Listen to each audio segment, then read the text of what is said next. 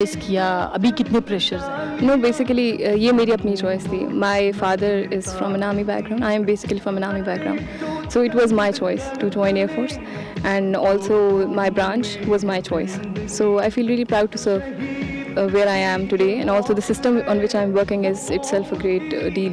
It is a very big deal.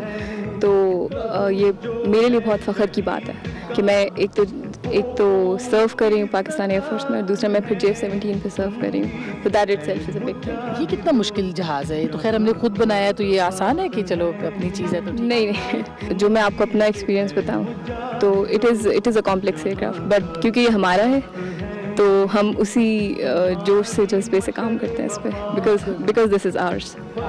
میں ابھی دوبارہ بھی بات کرتی ہوں، لیکن علی جیسے اس کو جب کوئی بھی طیارہ آپ نے اڑانا ہوتا ہے اس کی خاص دیکھ بھال کرنی ہوتی ہے اس کو، تاکہ ایک بڑا رسک انوالو ہوتا ہے اس کا. تو آپ لوگ کتنے کوشش ہوتے ہیں کہ ہم نے اس کو ہر طرح سے ٹھیک رکھنا ہے تاکہ، اور یہ تو اور زیادہ ایک طرح سے مقدس فریضہ ہے کیونکہ ہمارے فلائنگ آفیسرز اور پائلٹس جاتے ہیں، تو کتنا آپ کے لیے مشکل ہوتا ہے اس کا؟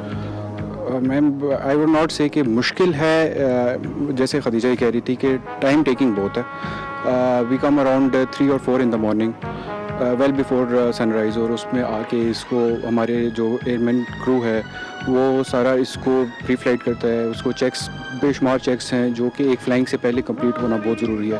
پھر ایک انجینئرنگ آفیسر اس پہ راؤنڈ لگاتا ہے، وہ ساری چیکس پورے کرتا ہے کہ ایک چیز اس کی 100% ریڈی ٹو فلائی ہے. اگر کوئی بھی ایشو، مائنر سا بھی کوئی ایشو نکلا ہے تو we do not clear it for flying, اور اس کو پھر ہم اس کو کلیئر کرتے ہیں اور اس کے بعد اس کے بعد فلائنگ پہ دیتے ہیں. اس دوران اصل ہیروز تو آپ ہیں جو کہ اس قابل بناتے ہیں ایئر کرافٹ کو کہ وہ اس پہ بڑے کانفیڈنس کے ساتھ، جو ہمارے فلائنگ آفیسرز ہیں یا جو اڑانے والے ہیں پائلٹ، وہ اس کے ساتھ اعتماد کے ساتھ اس پہ جا سکے. جی میم، ان کا ہمارے پہ اعتماد ہے تو تبھی پھر وہ لے کے جاتے ہیں. سینس آف رسپانسبلٹی، کتنی رسپانسبلٹی لینی پڑتی ہے؟ بہت زیادہ رسپانسبلٹی ہے. بے شک جب آپ ایک دفعہ سائن کرتے ہیں ایک ڈاکومنٹ کے it is clear for flying, تو اس وقت آپ کے مائنڈ میں چل رہا ہوتا ہے کہ اگر خدا نہ خواستہ میرے اس سائن کی وجہ سے کسی کا جانی یا کوئی نقصان، ملک کا ایک نقصان ہو جائے تو میرے لیے کتنا ایک باعث وہ ہوگا. لیکن جب جب جہاز جاتا ہے اور کلیئر ہو کے واپس لینڈ کرا تو اس وقت آپ کے فخر ہوتا ہے کہ میں نے اس جہاز کو اس قابل بنایا ہے کہ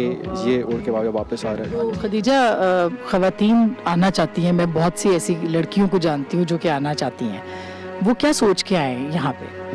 میرے خیال سے وہ یہ سوچ کے آئے کہ اس سے بہترین ادارہ اس دنیا میں، اس ملک میں نہیں ہے جس میں وہ رہ کے اپنے ملک کو سرو بھی کر سکے.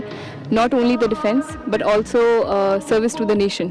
اور یہاں پہ کام کرنے کے بعد جب آپ پورا دن کام کر کے یہاں سے واپس جاتے ہیں، جو ایک سینس آف پرائڈ اور جو آپ کو فخر محسوس ہوتا ہے، وہ اس کا کوئی کمپیریزن نہیں ہے. So that is some thing جو میرے لیے ایک موٹیویشن ہے، اور میرا خیال ہے کہ باقی جو خواتین، جو بچیاں آنا چاہ رہی ہیں ایئر فورس میں، جو جوائن کرنا چاہتی ہیں، میرا خیال ہے کہ یہ ان کے لیے بھی کافی ہوگا.